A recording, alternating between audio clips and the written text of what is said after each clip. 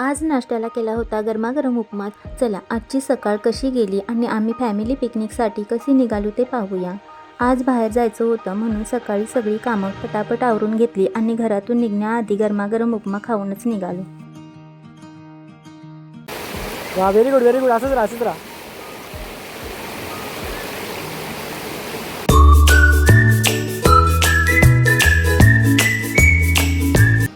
Hi hello नमस्ते, मी धनुश्री कदम तुमच्या सर्वांचे स्वागत करत आहे आजच्या नवीन व्हिडिओमध्ये. तर आज सकाळीच मी व्लॉगला सुरुवात केली आहे.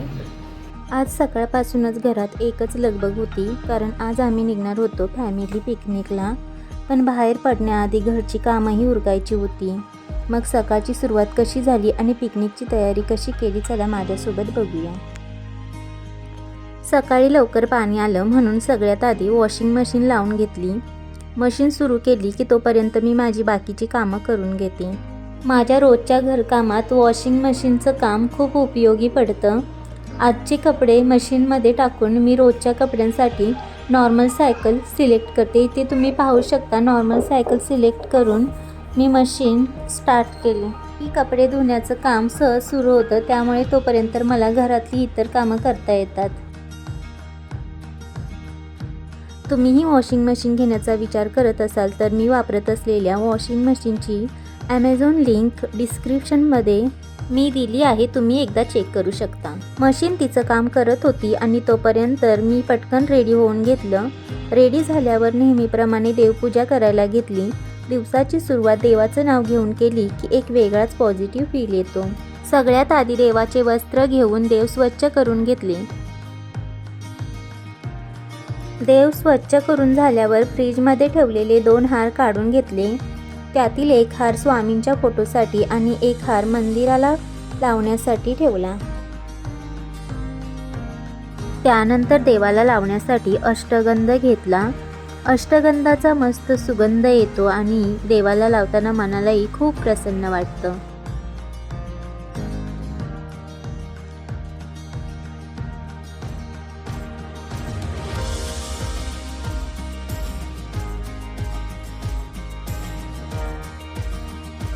अष्टगंध लावल्यानंतर स्त्री देवतांना हळद कुंकू आणि पुरुष देवतांना कुंकू वाहून घेतलं. अशा प्रकारे मी सगळ्या देवतांची पूजा मनोभावे करते.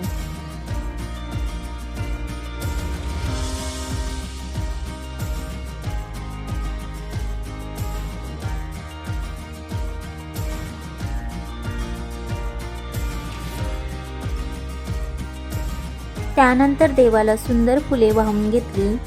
फुलांचा सुगंध आणि देवासमोरचं हे सुंदर वातावरण मनाला खूप प्रसन्न वाटत होतं.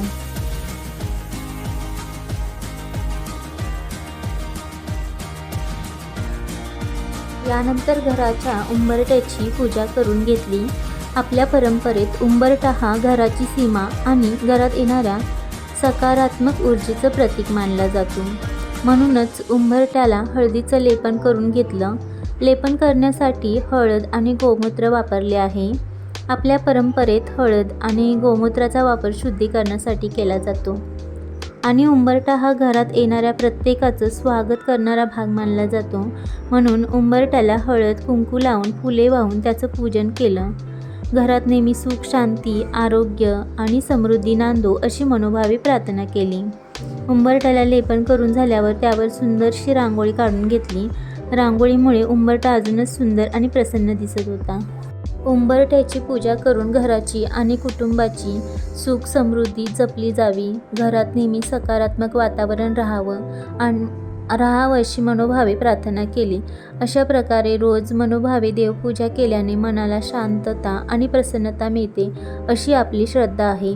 देवासमोर काही वेळ शांत बसल्याने दिवसाची सुरुवात सकारात्मक विचारांनी होते. घरात सुख शांती आणि समृद्धी नांदो, कुटुंबावर देवाची कृपा राहो अशी प्रार्थना करण्याची ही एक सुंदर परंपरा आहे. देवपूजा झाल्यानंतर आता नाश्त्याची तयारी सुरू केली. आज नाश्त्यासाठी उपमा करणार होते म्हणून सगळ्यात आधी रवा छान भाजून घेतला. रवा भाजून झाला त्याआधी उपम्यासाठी लागणाऱ्या भाज्या कापून घेतल्या. सकाळची कामं आणि बाहेर जाण्याची तयारी असल्यामुळे आज सगळं थोडं लवकर उरकायचं होतं. सगळं तयार झालं आणि असा गरमागरम छान उपमा करून झाला. बाहेर जाण्याआधी सगळ्यांनी नाश्ता करूनच निघायचं होतं. रोजच्या धावपळीच्या कामात वॉशिंग मशीनमुळे कपडे धुण्याचं काम सहज मॅनेज होतं. तुम्हालाही अशी वॉशिंग मशीन घ्यायची असेल तर तिची अमेझॉन लिंक मी डिस्क्रिप्शनमध्ये दिली आहे. एकदा डिटेल्स चेक करू शकता. माझ्या घराची बाल्कनी साधारण 4x10 फीटची आहे. स्पेस फार मोठी नसतानाही ही 8 kg Samsung fully automatic washing machine इथे व्यवस्थित बसली आहे. बाजूलाच क्लोथ ड्रायरसुद्धा ठेवता आला आहे. त्यामुळे कमी जागेत वॉशिंग मशीन आणि ड्रायर दोन्ही मॅनेज करण्यासाठी हा सेटअप मला खूप कन्व्हिनियंट वाटतो. सायकल पूर्ण झाल्यावर येणाऱ्या या साऊंडमुळे वॉशिंग कंप्लीट झाल्याचं लगेच कळतं. रोजच्या रुटीनमध्ये अशी छोटी गोष्टसुद्धा खूप कन्व्हिनियंट वाटते. आता वॉशिंग मशीनची सायकल पूर्ण झाली आहे. सायकल कंप्लीट झाल्यावर मशीनकडून असा आवाज येतो. त्यामुळे कपडे धुवून पूर्ण झाले आहेत हे लगेच कळतं. आता कपडे काढून वाळत घालायचे आणि मग पुढच्या तयारीला लागायचं. माझी बाल्कनी ही लहान असल्यामुळे जागा थोडी लिमिटेड आहे. त्यामुळे वॉशिंग मशीनसोबत क्लोथ ड्रायरसुद्धा असा हवा होता की कमी जागेत व्यवस्थित ठेवता यावा.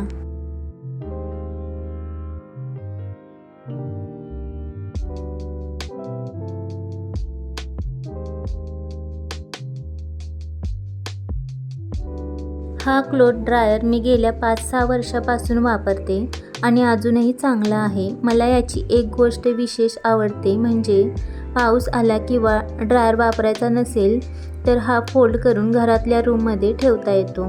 सध्या सिलिंगवरचा ड्रायर घेण्याचा विचार माझाही चालू आहे, पण तोपर्यंत हा माझं काम छान भागवतोय. तुम्हाला माझ्यासारख्या छोट्या बाल्कनीसाठी क्लोथ ड्रायर घ्यायचा असेल तर ॲमेझॉनवर काही ऑप्शन्स मी डिस्क्रिप्शनमध्ये शेअर केलेले आहेत. तुम्ही तुमच्या जागेनुसार आणि गरजेनुसार एकदा चेक करू शकता. मशीनची सायकल पूर्ण झाली की मी नळ आणि मशीनचा स्विच लगेच बंद करून ठेवते. मी वॉशिंग मशीन रोज वापरत नाही, त्यामुळे वापर झाल्यावर स्विच बंद ठेवण्याची सवय लावून घेतली आहे. आपण आपल्या वस्तू जपून आणि योग्य पद्धतीनं वापरल्या तर त्या चांगल्या राहतात. कधीकधी सोसायटीमध्ये लाईटचा फ्लक्च्युएशन किंवा इलेक्ट्रिकल इश्यू होऊ शकतो. त्यामुळे मशीन वापरून झाल्यावर स्विच बंद ठेवणं ही एक चांगली सेफ्टी हॅबिट आहे वाटते. आणि पाण्याचा नळ बंद केल्यामुळे अनावश्यक पाणी वाया जाण्याची किंवा होजमधून लिकेज होण्याची शक्यताही कमी करता येते. म्हणून मशीन वापरून झाली की नळ बंद, स्विच बंद ही माझी छोटीशी सवय आहे. आता आम्ही बाहेर पिकनिकला जाणार आहोत, पण जाण्याआधी मशीनमध्ये एक लोड लावून घेतला, कारण परत आल्यावर पुन्हा ओले कपडे आणि बाकीचे कपडे जमा होणारच आहेत. ओले कपडे तसेच ठेवायचे नसल्यामुळे घरी आल्यानंतरही मशीन लावावी लागणार आहे.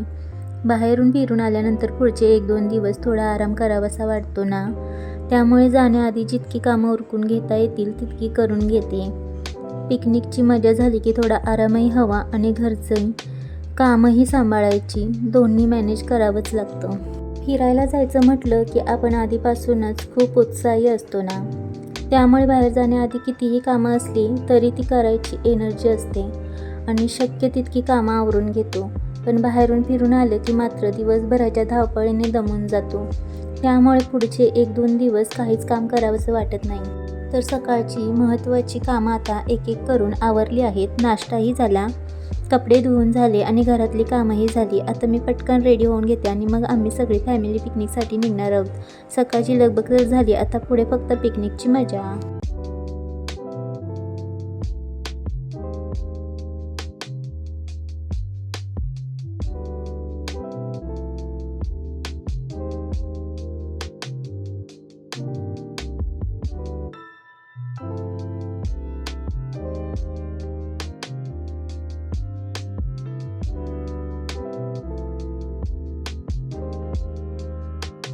आम्ही 2 फॅमिली वेगवेगळ्या एरियामधून जाणार होतो आणि पुढे ज्या ठिकाणी जायचं होतं तिथे सगळ्यांनी एकत्र जायचं होतं, पण त्यांना कॅबला ट्रॅफिकमध्ये बराच वेळ लागला. आरवीला हॉटेलमध्ये खायला गेलं की सगळं हातानेच खायचं असतं आणि तिचा खाण्याचा स्पीड तर विचारूच नका. आम्हालाही थोडा वेळ घालवायचा होता, म्हणून बाहेर गेल्यावर कसं खायचं, शांतपणे कसं खायचं याचं तिचं ट्रेनिंग चालू होतं. एखादी गोष्ट नवीन सांगायला गेलं तर त्यात तिला पडणारे प्रश्न तर विचारूच नका. त्यांना या लोकेशनवर पोचायला जवळपास अजून अर्धा तास लागणार होता. त्यामुळे त्यांना पोहोचायला उशीर होणार होता. तोपर्यंत आम्ही ऑटोमध्येच बसून वेट केलं असतं तर आरवीला कंटाळा आला असता. म्हणून आम्ही जवळच्याच एका छान हॉटेलमध्ये नाश्ता करायला थांबलो. सकाळी आमचा नाश्ता झालेला होता म्हणून सुरुवातीला फक्त 1 प्लेट मेदूवडा आणि इडली सांबार घेतलं, पण आरवीने दोन्ही खूप आवडीने खाल्लं आणि नाश्ता क्वालिटीमध्येही छान वाटला म्हणून मग अजून 1 प्लेट मेदूवडा सांबारची घेतली. आरवीनेही मस्त एन्जॉय केलं. तुम्ही जर कधी इकडे आलात तर मोरया मिसळमध्ये नक्की नाश्ता करायला या. इथली क्वालिटी आम्हाला खूप छान वाटली आणि नाश्ताही मस्त होता. तुम्हीही एकदा या, टेस्ट करा, तुम्हालाही खूप आवडेल.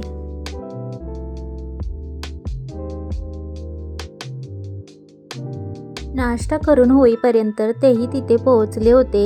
मग आम्ही सगळे एकत्र झालो आणि तिथून पुढच्या डेस्टिनेशनकडे निघालो. आरवी लहान असल्यामुळे जवळपास गेली 3-4 वर्षे आम्ही फिरायला गेलोच नव्हतो. अनोळखी जागा, तिच्यासोबतची गैरसोय आणि ती लहान असल्यामुळे कुठे बाहेर जाणं टाळत होतो.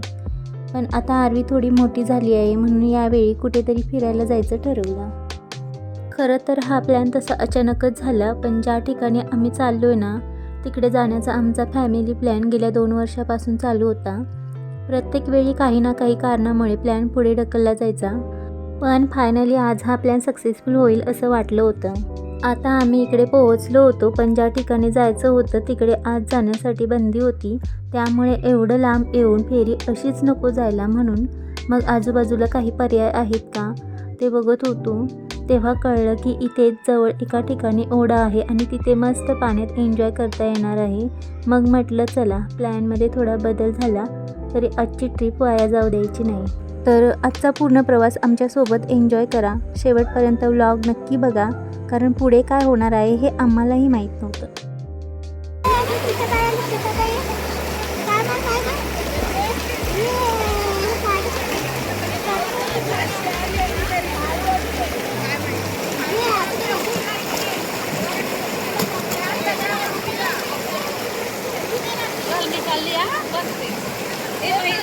हो हो, आम्ही इथेच थांब.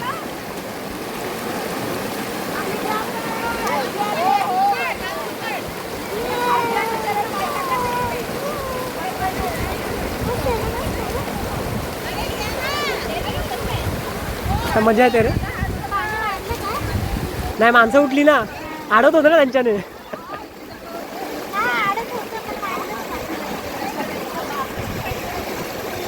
सांभाळा तिला. व्हिडिओ काढला, व्हिडिओ.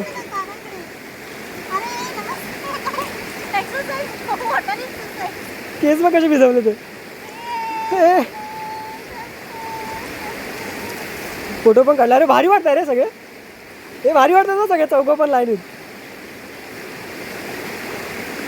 त्रिशा, आरवी आरवी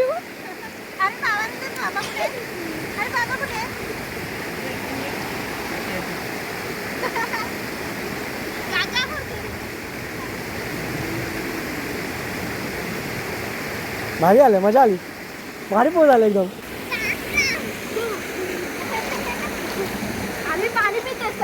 ना केस भिजवतंय. अरे त्रिशा जवळ आहे, त्रिशा जवळ आहे. हा, दादा आला आता रेडी. दादा पण आला. आरवीचे भारी येतात एक्सप्रेशन, प्रत्येकाला चेंज होतात. केस भिजवतंय माकड.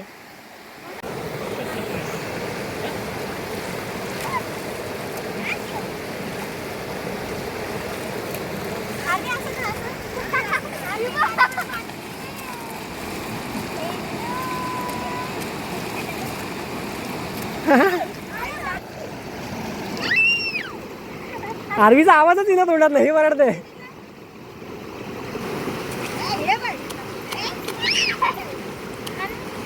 तेव्हा तिच्या डोळ्यात मिळाला ते खा.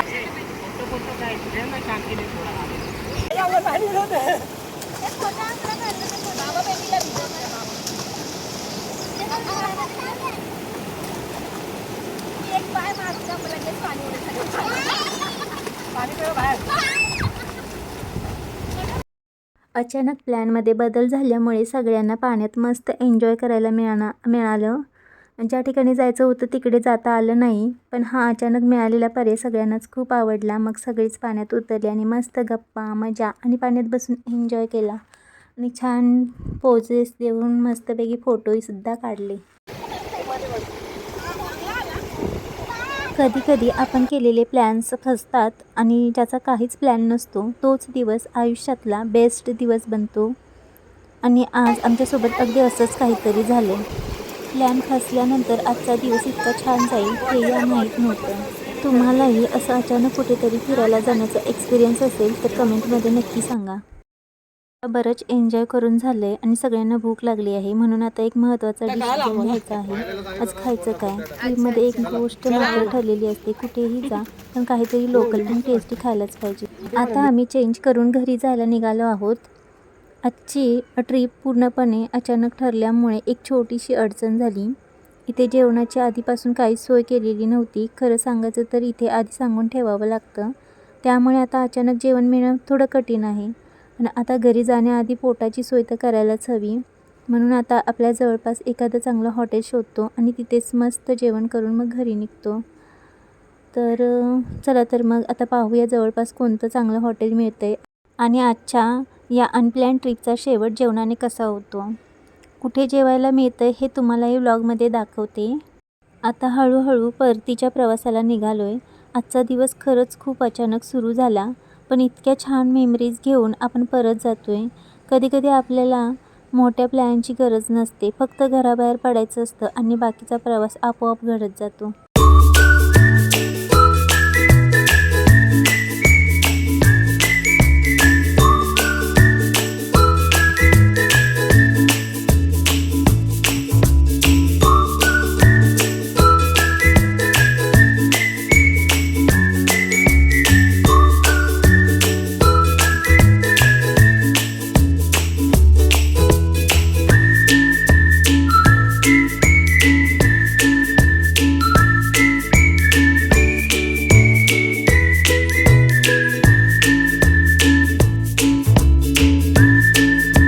आता सगळेच जण व्हेज जेवणार होते, त्यामुळे हॉटेल शोधताना आम्ही खास चांगलं प्युअर व्हेज हॉटेल बघत होतो. शेवटी आम्हाला हे हॉटेल मिळालं आणि इथे प्युअर व्हेज जेवणाची सोय आहे, म्हणून आता जास्त विचार न करता इथेच जेवण करायचं ठरवलं आहे. आजचा ट्रिप जसा अचानक ठरला तसंच हे जेवणाचं ठिकाणही अचानक ठरलं. आता आधी मस्त जेवण करूया आणि मग फ्रेश होऊन घरी जायला निघूया. चला आता बघूया इथलं जेवण कसं आहे आणि आजच्या या अनप्लॅन ट्रिपच्या शेवटच्या जेवणाचा एक्सपिरियन्स कसा आहे ते.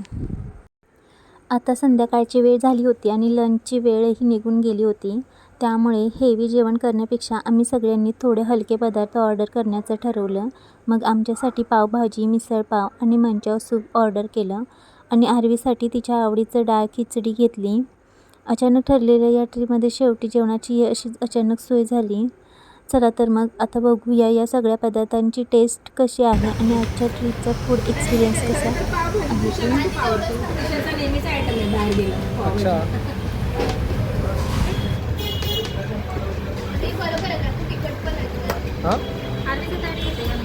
ती खाणार का? राहू दे ना, घेऊ का? हा ना, आणतोय ना. सटक तो हा ऑइली झालाय. हो